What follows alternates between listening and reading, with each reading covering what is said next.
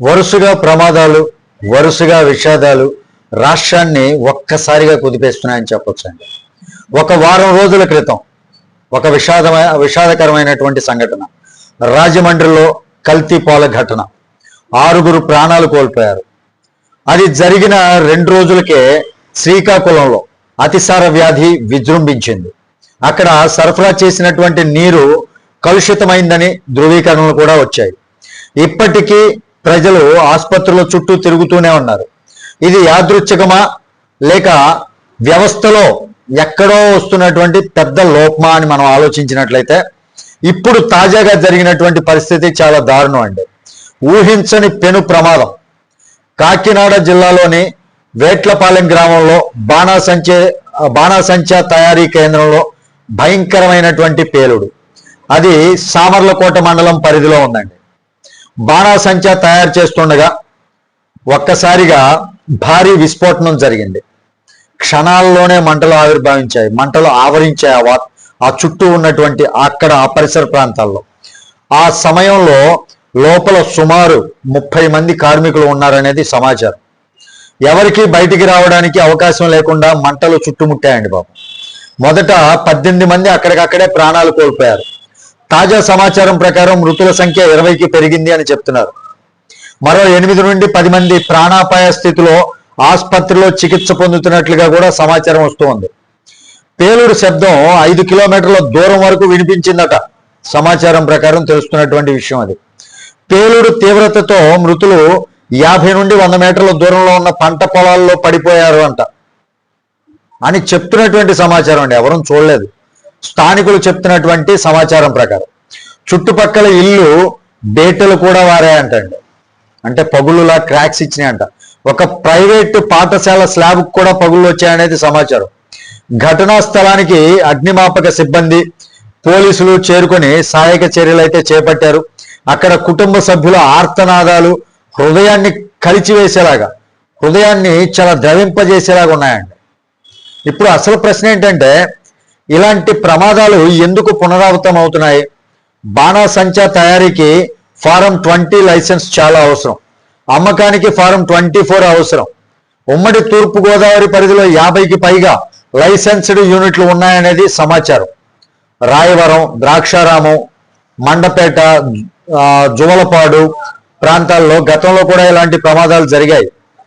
Licence ఇస్తే సరిపోతుందా? భద్రతా తనిఖీలు ఎక్కడ చేస్తున్నారు? అసలు భద్రతా తనిఖీలు చేస్తున్నారా లేదా? కార్మికులకి తగినటువంటి శిక్షణ ఉందా లేదా? సురక్షిత ప్రమాణాలు పాటిస్తున్నారా లేదా? ఇలాంటి పేలుళ్ళు జరగకుండా జరిగినప్పుడు కావలసినటువంటి భద్రతా ఏర్పాట్లు ఇవన్నీ ప్రమాణాలు పాటిస్తున్నారా లేదా? ఇది కేవలం ఒక ప్రమాదం కాదండి, ఇది ఒక హెచ్చరిక అని చెప్పొచ్చు. ఆంధ్రప్రదేశ్ ముఖ్యమంత్రి నారా చంద్రబాబు నాయుడు గారు ఈ ఘటనపై అధికారులతో మాట్లాడి తక్షణ చర్యలు తీసుకోవాలని ఆదేశించారు.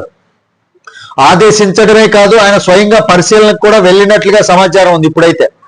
కానీ ప్రతి ప్రమాదం తర్వాతే చర్యలు ఎందుకు? ప్రమాదం జరగక ముందే నిరోధక చర్యలు తీసుకుంటే ఇన్ని ప్రాణాలు పోవాల్సి వచ్చేదా అంటే రాదు అని చెప్పొచ్చు. వాస్తవానికి ప్రమాదం ఎప్పుడు జరుగుతుంది అని చెప్పడం అనేది చాలా కష్టం, ఎవరూ చెప్పలేం కూడా. కానీ ప్రమాదం జరగకుండా తగినటువంటి జాగ్రత్తలు తీసుకుంటున్నారా లేదా అనేటటువంటి తనిఖీలు జరుగుతున్నాయా లేదా ఎప్పటికప్పుడు? ఇలాంటి బాణాసంచా లాంటి తయారీ లాంటి ప్రమాదకరమైనటువంటి పరిశ్రమలకి ఎప్పటికప్పుడు తనిఖీలు చేస్తున్నారా? ప్రమాదానికి జరగకుండా తీసుకోవాల్సినటువంటి జాగ్రత్తలు ఆయా పరిశ్రమలు తీసుకుంటున్నాయా లేదా అనేటటువంటి తనిఖీలు సక్రమంగా జరుగుతున్నాయా లేదా? ఇలాంటివే మనం చేయాల్సింది. ప్రమాదం జరిగిన తర్వాత ఆ ఘటనకి సంబంధించి మనం బాధపడే కన్నా, ప్రమాదం తర్వాతే చర్యలు తీసుకునే కన్నా, ప్రమాదం జరగటానికి ముందే ఇలాంటి నిరోధక చర్యలు తీసుకుంటే ఇన్ని ప్రాణాలు అయితే పోవాల్సి వచ్చేటటువంటి పరిస్థితి రాదు. ఇప్పటి వరకు గుర్తించినటువంటి మృతుల్లో ఎక్కువ మంది మహిళలే ఉన్నారనేది సమాచారం. రోజువారీ ఉపాధి కోసం వెళ్ళినటువంటి వారు ఇక ఇంటికి తిరిగి రాలేదు పాపం. ఒక్కసారి ఆలోచించండి. ఒక కుటుంబానికి ఆదాయం అయినటువంటి వ్యక్తి, ఆదాయం తీసుకొచ్చేటటువంటి వ్యక్తి ఇలా క్షణాల్లో కనుమరుగైపోతే, క్షణాల్లో ప్రాణాలు కోల్పోతే ఆ కుటుంబ పరిస్థితి ఏమవుతుంది? ఇది రాజకీయాల విషయం కాదండి, ఇది ప్రాణాల విషయం, ప్రాణాలకి సంబంధించినటువంటి విషయం. భద్రతా ప్రమాణాలు చాలా కఠినంగా అమలు చేయాలి. అక్రమ యూనిట్లపై కఠినమైనటువంటి చర్యలు తీసుకోవాలి. కార్మికుల ప్రాణాలకు తగినటువంటి విలువ ఇవ్వాలి. ఈ విషాదంలో ప్రాణాలు కోల్పోయిన వారికి మనఃపూర్వక నివాళులు అర్పించాలండి. మనందరం కూడా మనఃపూర్వక నివాళులు నా తరపు నుంచి కూడా. బాధిత కుటుంబాలకు మనోధైర్యం కావాలని కోరుకుంటూ దీనికి సంబంధించి నేను చెప్పినటువంటి విశ్లేషణపై మీ విలువైనటువంటి అభిప్రాయాన్ని కామెంట్ రూపంలో తెలియజేయండి. ఈ వీడియో మీకు నచ్చితే చాలా మందికి అవగాహన కల్పించే విధంగా ఈ వీడియోని షేర్ చేయండి. నిజం మరింత మందికి తెలియాలండి. కాబట్టి ఇలాంటి విశ్లేషణల కోసం మన ఛానల్కి సబ్స్క్రైబ్ చేసుకోకపోతే వెంటనే మన ఛానల్ని సబ్స్క్రైబ్ చేసుకోండి.